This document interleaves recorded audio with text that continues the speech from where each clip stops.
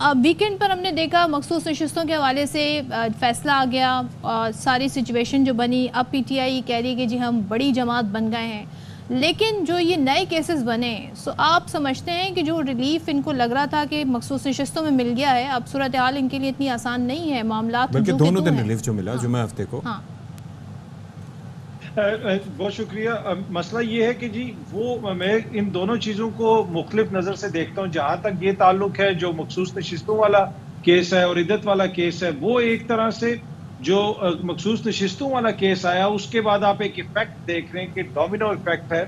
अब पाकिस्तान तहरीक इंसाफ के जो बहुत सारे इस किस्म के मसाइल हैं उनमें अब मुझे थोड़ी सी कमी आती हुई नजर आ रही है। जहाँ तक ये इंतजामी मसाइल हैं जो हुकूमत के हाथ में चीजें हैं, वहां पे हुकूमत की यकीनन कोशिश होगी कि मुकदमात को तेजी से चलाया जाए, उनके ऊपर नए मुकदमात दर्ज किए जाएं।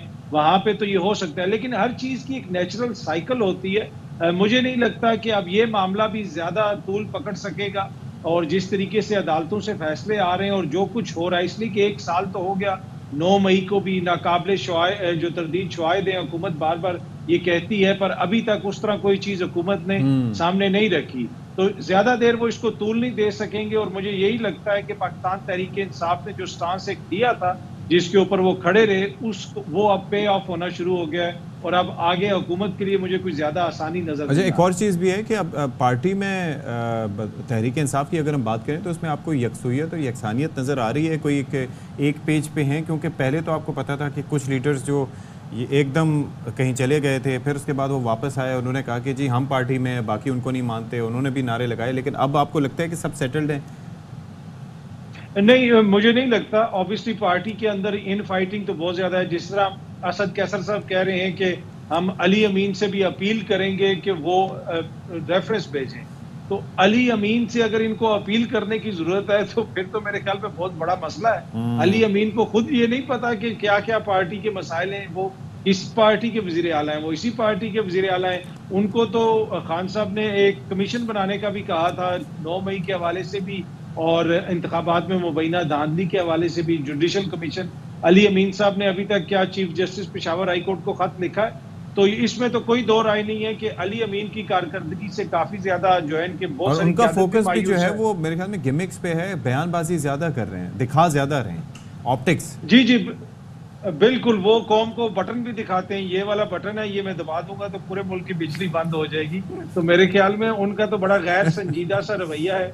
और वहां पे उनके वर्कर भी ये कहते हैं कि अभी तो पेशावर की इंतजामिया तो अली अमीन ने तब्दील नहीं की, और जिस किस्म के मुकदमे दर्ज हुए, अभी पंजाब में तो मुकदमात हैं, लेकिन जो खैबर पख्तूनख्वा में मुकदमात थे, बार बार लोगों को गिरफ्तार किया गया, वो तमाम सिलसिला जो है उसके हवाले से कोई दाद रसी नहीं की गई अली अमीन की जानिब से। तो उनसे तो काफी ज्यादा मायूसी बड़े इंटरेस्टिंगली, चाहे वो पंजाब के वजीर आला को की चॉइस हो या फिर केपी की, तो उस पर हमेशा से ही लोग जो हैं वो कोई ना कोई सवाल उठाते हैं और प्लस बन जाती है सूरत हाल। अतर थोड़ा सा ये जो हमें बताइएगा, आज पार्लियामेंट के अंदर बाकायदा इजलास हो रहा है, आज रद्द अमल उस तरीके का आ सकता है कि बाकायदा अरकान पार्लियामेंट, चाहे उसमें पीपल्स पार्टी और दीगर जमातें मुश्तरका तौर पे कोई लाहे अमल दें जो मखसूस नशिस्तों के हवाले से केस का फैसला है। आप समझते हैं कि अब तक जो रद्द अमल आ गया उससे अंदाज़ा हो जाना चाहिए कि क्या हुकूमती हलकों में इस वक्त एक्चुअली रिस्पॉन्स है सूरत हाल पे?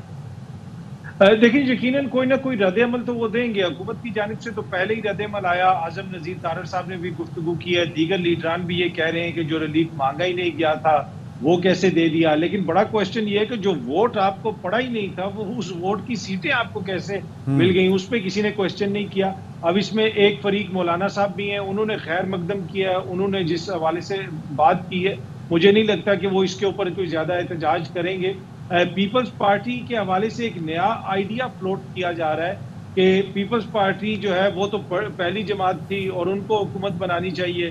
तो अब मेरे ख्याल में एक ये चीज कोशिश होगी कि जी पीपल्स पार्टी और पीटीआई मिलके कोई हुकूमत बना लें। ये वो आइडिया जो इलेक्शन की रात को भी फ्लोट किया गया था, अब ये दोबारा मार्केट में। लेकिन ये आइडिया फ्लोट कौन कर रहा है? ये वेरी गुड। वो बहुत सारे दोस्त करते हैं फ्लोट, जिनकी हजारों ख्वाहिशें ऐसी कि यार ख्वाहिश पे दम। लेकिन अतर साहब मैं एक द पॉइंट इज कि इस वक्त मामला है बिल्ली के गले में घंटी बांधने का, यानी कि आप ये देखिए कि it's not a very easy seat for मियाँ शहबाज शरीफ साहब टू सिट ऑन। आप भी निगरान एक दफ़ा बनने की कोशिश कर रहे थे, लेकिन ऐसा हुआ नहीं। ये ख्वाहिश रह जाती है, और अगर ख्वाहिश पूरी भी हो जाती है तो उसका वो आपको पता है कि इम्पैक्ट क्या आता है कि आज पीपल्स पार्टी वाले उस सारी सिचुएशन से अपने आप को अलग थलग कर लेते हैं कि जी हम तो उसका हिस्सा थे ही नहीं, हम तो 16 महीने की हुकूमत में हमारी सुनी नहीं जाती थी। अब भी उनके पास ये आप चेयरमैन सेनेट ले लिया, फिर सदारत ले ली, फिर गवर्नर ले लिया, लेकिन उसके बावजूद भी कहते हैं कि जी हम तो नहीं है, हमसे तो पूछा ही नहीं गया। यानी कि अपने आप को सेफ रख रहे हैं। आपको लगता है इस सिचुएशन में वो अपने गले में घंटी बांधना चाहेंगे ऐसी वजारत उस्मा की, सारा ब्लेम गेम अपने ऊपर लेना चाहेंगे अवाम के सामने? नहीं, मुझे नहीं लगता, इसलिए कि जो सिचुएशन है वो आपके सामने, और बिल्कुल आपने सही एक्सप्लेन की कि तमाम ओहदे भी वो एंजॉय कर रहे हैं, हुकूमत भी उन्हीं की वजह से कायम है, लेकिन एट द सेम टाइम वो ये मैसेज दे रहे हैं कि जनाब हमारा इससे कोई ताल्लुक नहीं है। लेकिन ये 80 और 90 की दिहाई नहीं है। लोग समझते हैं, जिस तरह आपने कहा, सारी कौम समझती है, कौम सोशल मीडिया देखती है, मीडिया देखती है कि यही लोग हैं। आज बिजली महंगी हो रही है या सस्ती हो रही है, उसमें पीपल्स पार्टी का उतना ही किरदार है। और दूसरा, ये जितने भी सियासी नोयत के मुकदमात हैं, चाहे वो ख्वातीन वर्कर्स के हवाले से हो जाएं, उनकी बार बार गिरफ्तारियां हो जाएं, ये बिलावल साहब की हुकूमत कर रही है, ये पाकिस्तान पीपल्स पार्टी की हुकूमत कर रही है। तो इसमें कोई दो राय नहीं है कि इनकी अपनी हुकूमत है। हाँ, वो उनकी शायद ये कोशिश हो कि हम बिल्कुल फ्रंट पे ना आए, लेकिन कौम के सामने बिल्कुल चीजें वाज़ेह है कि वाज़ेह है कि किसकी हुकूमत है और कौन ये करवा रहा है। और अतर पिछले दिनों जो सदर मुमलिकत का बयान आया, जिसमें वो हुकूमत की कारकर्दगी से नाला नजर आए, फिर उन्होंने कहा कि इस पार्टी से या इस हुकूमत से तो हुकूमत ही नहीं चल रही है। आप समझते हैं कि ये भी किसी तरफ इशारा कर रही है ये बयान, और ज़ाहिर सदर की तरफ से बयान आना अपने आप में एक अहमियत रखता है? जी, मैंने उसी तनाजुर में अर्ज किया था कि बहुत सारी चीजें फ्लोट करने की कोशिश की जा रही हैं, और फिर खुद शहबाज शरीफ साहब ने भी एक बयान दिया कि अगर मुझ पे दबाव डाला गया तो मैं मुस्ताफी हो जाऊंगा, दबाव नहीं लूंगा।